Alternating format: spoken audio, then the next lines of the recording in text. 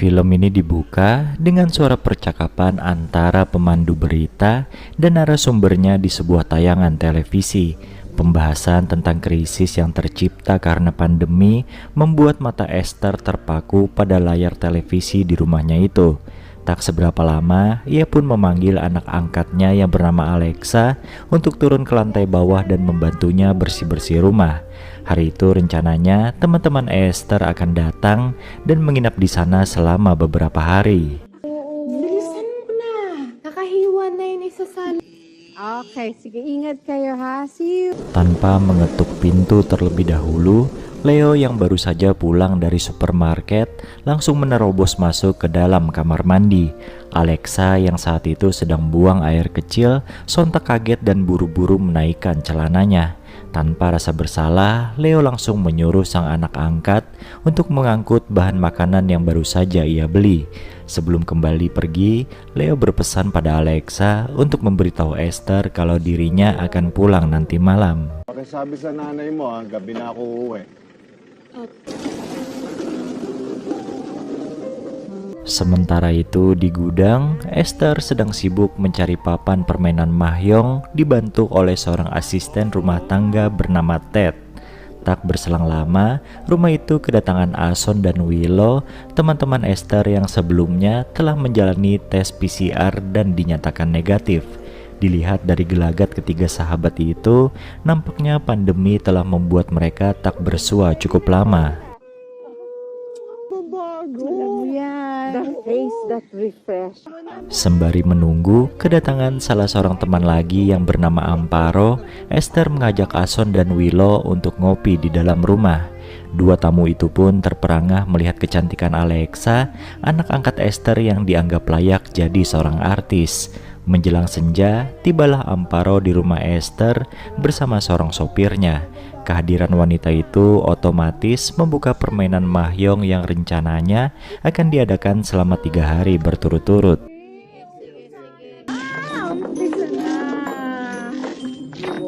Ada rasa haru yang menyelusup ke dalam hati 4 sahabat itu, di mana mereka masih bisa survive dari pandemi dan kumpul-kumpul lagi seperti dulu.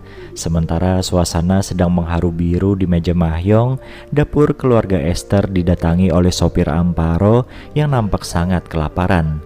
Tanpa pikir panjang, Alexa pun langsung mempersilahkan pemuda bernama Gaspar itu untuk menyantap hidangan di meja makan.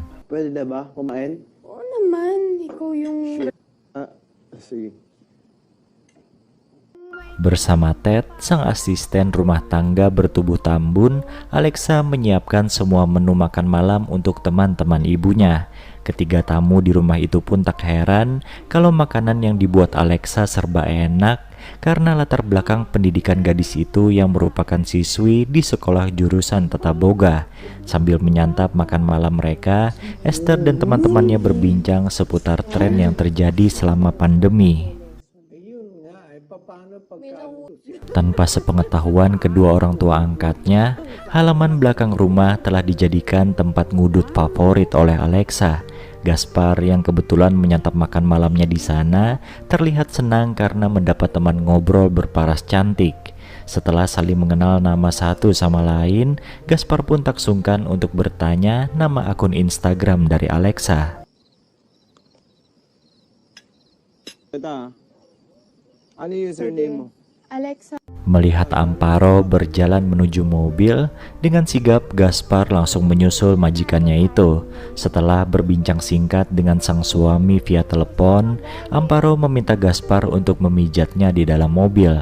Ternyata hubungan dua orang itu lebih dari sekedar majikan dan sopir. Pijatan pada bahu Amparo seketika berubah menjadi pertautan bibir yang nampaknya sudah sering mereka lakukan. Naman na gusto mo rin naman kasama. Setelah majikannya kembali bermain mahjong, Gaspar yang gabut mulai mengirim pesan pada Instagram Alexa. Pesan itu disambut ramah oleh yang punya akun dengan membalasnya dalam hitungan detik saja. Komunikasi yang terjalin baik di antara dua muda-mudi itu sudah bisa dipastikan karena adanya ketertarikan satu sama lain.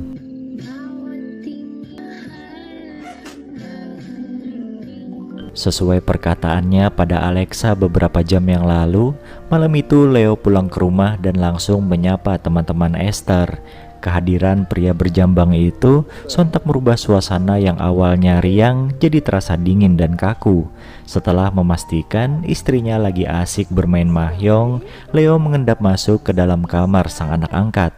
Di sana ia menjamah tubuh Alexa tanpa mempedulikan tangis gadis cantik itu.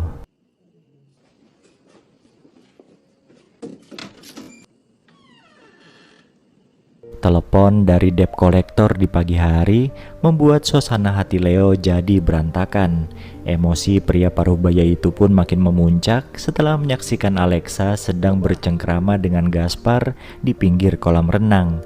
Ketika Alexa sudah berada di dalam rumah, Leo langsung menceramahi anak angkatnya itu untuk tidak berdekatan dengan sopir Amparo.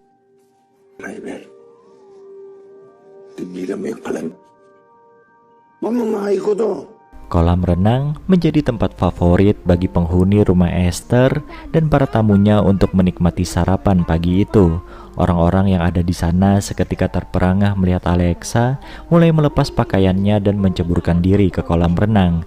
Tak terkecuali Leo, mereka semua kagum pada keindahan lekuk tubuh gadis remaja itu.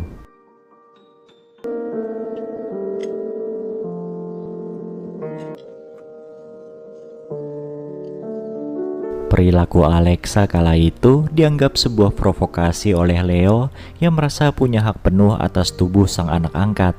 Dengan kondisi mabuk minuman, Leo kembali nyelonong masuk ke kamar Alexa dan memperlakukan gadis itu sesuka hatinya. Beruntung kondisi oleng ayah angkatnya bisa dimanfaatkan oleh Alexa untuk menghindar dari pelecehan yang entah sudah kali keberapa. Pero nung ginawa mo kanina doon. Atas usulan teman-temannya, Esther memberanikan diri untuk bertanya tentang besaran utang yang dimiliki oleh Leo. Wanita itu khawatir sang suami telah menggadaikan atau bahkan menjual aset mereka tanpa sepengetahuannya. Meskipun sudah menggunakan tutur kata yang lembut untuk bertanya, tetap saja tak menghindarkan Esther dari amukan Leo. Gaano ba talaga kalaki utang mo? Leo, sagutin mo naman ako. Wala ko sinasangla o binibig. Explain mo naman. Malam itu, upaya Leo untuk mendapat pinjaman uang dari seorang teman berujung sebuah penolakan karena ia masih punya hutang yang belum dibayar. Sementara permainan mahjong di rumah Esther mengalami pergantian pemain di mana Gaspar menggantikan Amparo dan Esther digantikan oleh Alexa. Diselingi dengan candaan Willow pada Ason, mereka berempat tenggelam dengan keseruan bermain mahjong.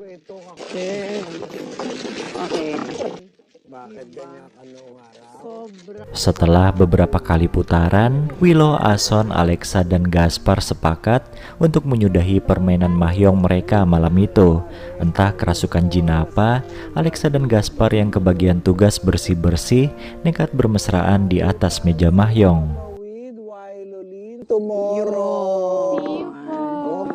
Keputusan mereka untuk pindah ke kamar Alexa sedikit terlambat karena sedari tadi Willow telah menyaksikan pergumulan itu lewat jendela kamarnya. Dua muda-mudi itu pun nyaris ketahuan oleh Leo kalau saja Gaspar tak cepat-cepat keluar dari kamar Alexa. Keesokan paginya, Leo memergoki Gaspar sedang menikmati secangkir kopi di dapur bersama Alexa sang anak angkat.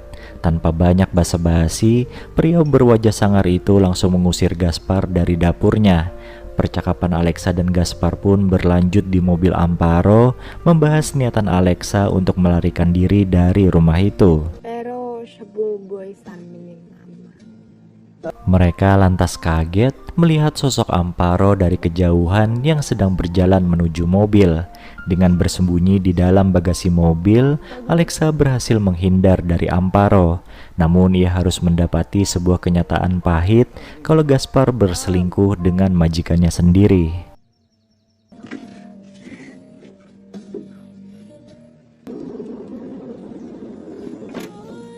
Setelah mengusir sekumpulan debt collector dari rumah, Leo dibujuk oleh sang istri untuk mau bermain mahjong bersama 3 temannya. Daripada suntuk, pria parubaya itu akhirnya menuruti perkataan Esther dan mulai duduk manis di depan meja permainan. Berawal dari sindiran Amparo tentang utang yang dimiliki oleh Leo, pertikaian antara 2 orang itu pun tak bisa dibendung lagi.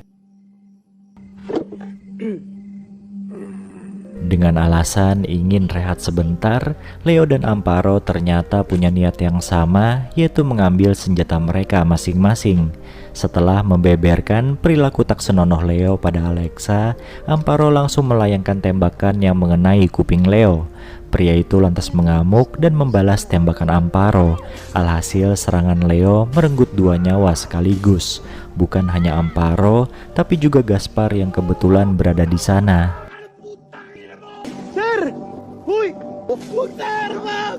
Betapa kagetnya Alexa setelah melihat Amparo dan Gaspar bergelimpangan di pekarangan rumah.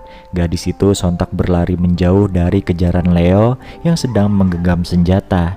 Namun sang ayah angkat berhasil menyusulnya dan mulai melayangkan pukulan pada Alexa. Tiba-tiba, kepala Leo mendapat hantaman keras dari potongan batang pohon yang dilayangkan oleh Ted, si asisten rumah tangga. Pria bertubuh tambun itu tak rela kalau Alexa yang sudah dikenalnya sejak kecil terus mendapat perlakuan kasar dari Leo. Film ini pun berakhir dengan scene di mana Ted tak berhenti memukuli majikannya itu.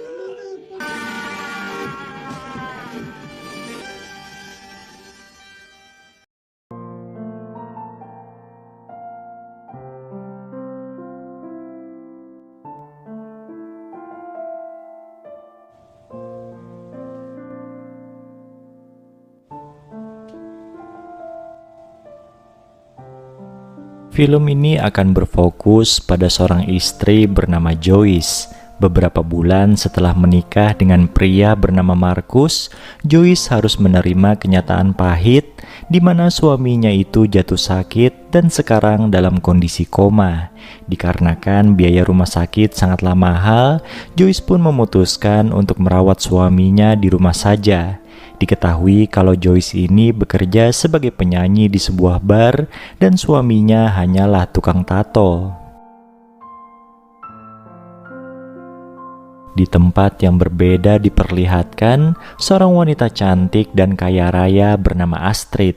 Kala itu dengan tatapan penuh kerinduan, Astrid memandangi foto pria yang ternyata adalah Marcus di galeri ponselnya. Berhubung hasratnya sudah diubun-ubun, Astrid pun memakai foto Marcus itu sebagai bahan pemuas imajinasi liarnya. Setelah puas, ia kemudian mengirim pesan kepada Marcus.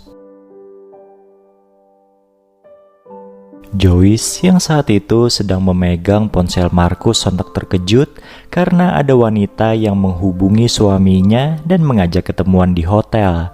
Karena penasaran, Joyce pun membalas pesan tersebut dengan ajakan bertemu di rumahnya saja.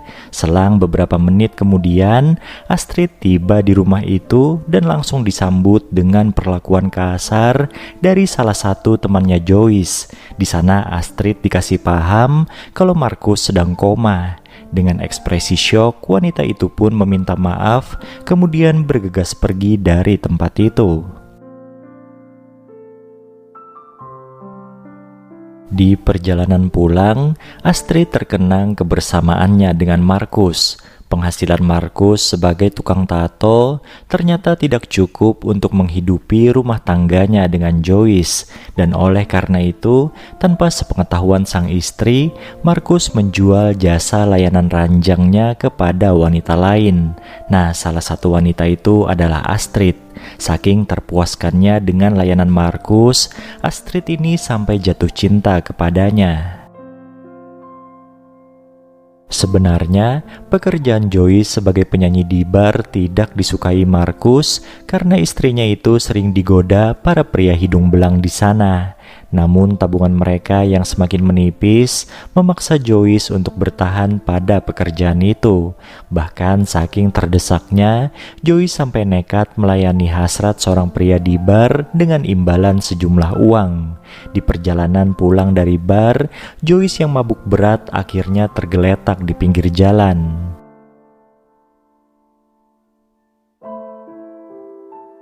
Untungnya saat itu ada Astrid yang kebetulan lewat dan mengantar Joyce pulang ke rumah. Setelah Joyce sadar, Astrid pun mengungkapkan kalau dirinya pernah berjanji pada Markus akan menjaga Joyce apabila terjadi sesuatu yang tidak diinginkan. Jadi Astrid ini adalah orang yang pertama tahu tentang penyakitnya Markus dan membiayai seluruh pemeriksaan kesehatan Markus sebelum koma. Bahkan Astrid pula yang memberi modal pada Markus untuk membuka usaha tato. Karena tahu betul kalau Markus sudah berjuang keras untuk bisa menafkahi Joyce, Astrid pun menasehati Joyce agar tidak menyerah menunggu kesembuhan Markus. Mulai dari hari itu, Astrid memberi bantuan dana untuk perawatan Markus serta menyuplai makanan sehari-harinya Joyce. Berhubung semua kebutuhan hidupnya sudah terpenuhi, Joyce pun menolak untuk melayani hasrat pria di bar. Penolakan itu sontak membuat si pria jadi emosi dan nekat ingin menodai Joyce secara paksa. Untungnya saat itu ada Astrid yang dengan sigap melindungi Joyce. Ternyata selama ini ketika Joyce melayaninya, pria di bar itu diam-diam telah merekam perbuatan mereka. Nah, kekesalannya pada Joyce saat itu akhirnya ditumpahkannya dengan cara menyebarkan rekaman tersebut di internet. Selain harus menghadapi rasa malu dengan tersebarnya video itu, Joyce juga kehilangan pekerjaannya di bar.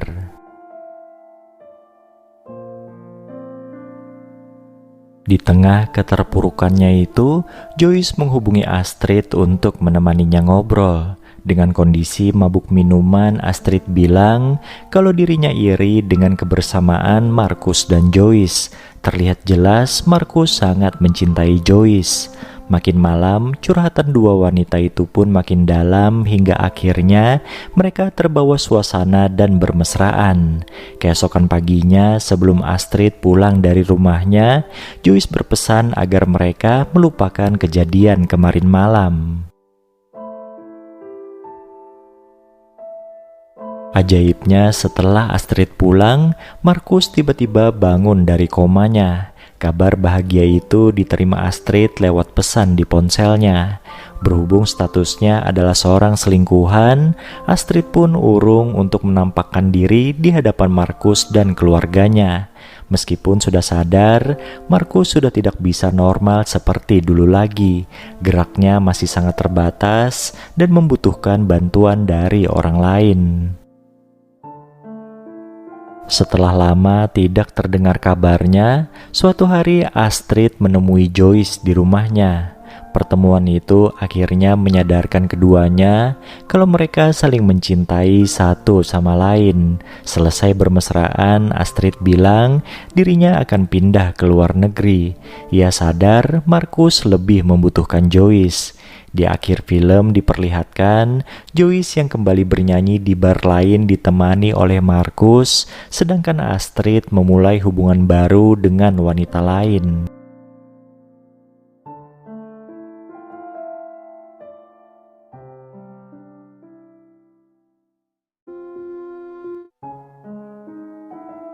Siyempre, tanpa Film dibuka dengan memperlihatkan sekumpulan tentara yang sedang latihan. Salah seorang di antara mereka bernama Michael. Michael ini mempunyai kekasih bernama Abby yang baru saja dilamarnya. Dengan perasaan senang dan bahagia, lamaran Michael itu pun diterima oleh Abby. Saking euforianya, mereka berdua sampai melakukan hubungan layaknya suami istri. Keesokan harinya, Michael mendapat kabar bahwa ayahnya mengalami serangan jantung dan sekarang ada di rumah sakit. Namun Michael nampak cuek karena hubungannya dengan sang ayah kurang baik setelah ibunya meninggal dunia. Setelah dinasihati oleh Abby, akhirnya Michael pun bersedia pergi ke rumah sakit. Ngomong-ngomong, ayahnya Michael ini bernama Roldan. Beberapa hari kemudian, setelah kondisi sang ayah membaik, Michael membawanya kembali ke rumah lama mereka. Michael dan Abby pun memutuskan untuk tinggal serumah bersama Roldan agar mereka bisa merawatnya bersama-sama. Suatu pagi, saat Michael sedang duduk santai sendirian, Roldan menghampirinya seraya mengucapkan maaf atas ketidakbecusannya sebagai seorang ayah. Sambil menangis sesenggukan, Michael pun memberi pelukan pada ayahnya itu.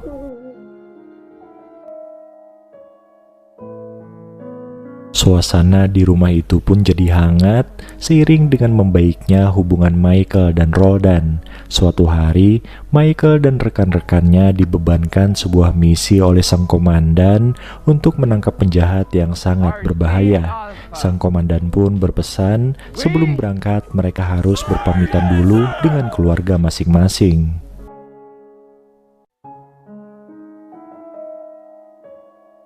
Saat berada di rumah, Michael memberitahukan misinya kepada Abby dan Roldan. Mendengar hal itu, keduanya pun jadi bersedih. Selama ia bertugas, Michael meminta Abby tetap tinggal di rumah itu untuk mengurus ayahnya. Menjelang tidur, Abby tiba-tiba mengembalikan cincin lamaran miliknya kepada Michael. Wanita cantik itu berkata kalau Michael harus mengembalikan cincin tersebut setelah misinya berhasil, lalu mereka akan menikah. Keesokan harinya, Michael pun pergi menjalankan misinya, sedangkan Abby tetap berada di rumah bersama Roldan, ayahnya Michael. Suatu hari, datanglah seorang wanita yang bernama Teris yang merupakan rekan bisnisnya Roldan. Teris beralasan kedatangannya adalah untuk meminta tanda tangan dari pria paruh baya itu. Padahal sebenarnya ia hanya ingin bermesraan dengan Roldan.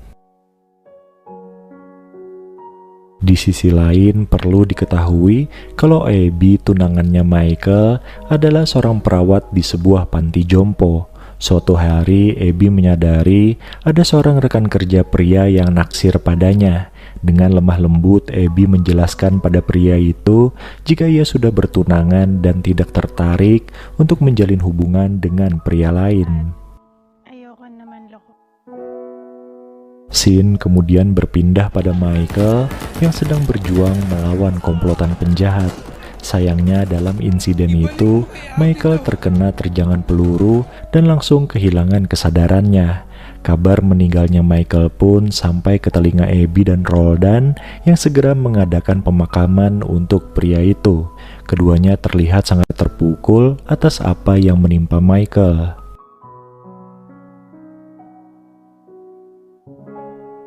Di tengah kesedihannya, Abby pun memutuskan untuk pergi dari rumah itu karena merasa sudah tidak ada yang ditunggunya lagi.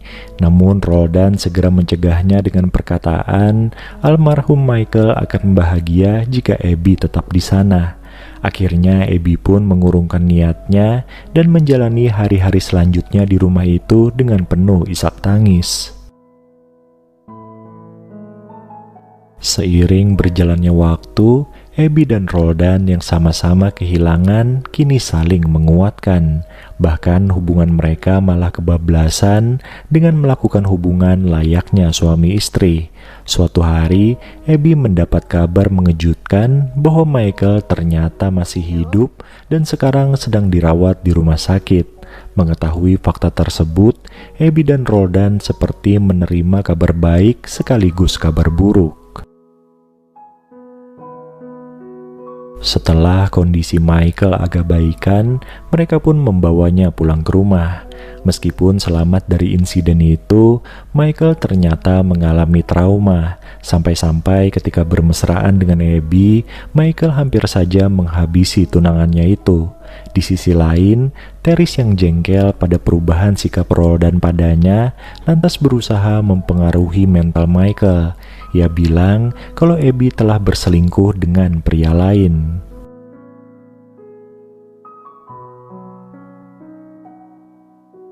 Provokasi itu membuat emosi Michael jadi tidak terkendali sampai-sampai ia mengambil senjatanya untuk mengancam rekan kerja Abby di panti jompo.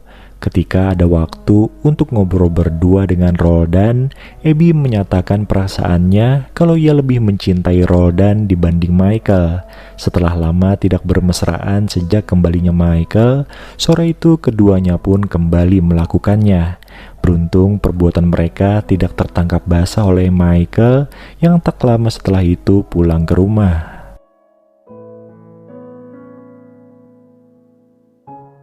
Malam harinya, saat mereka makan bersama, Michael tiba-tiba menodongkan senjata pada Abby dan Roldan.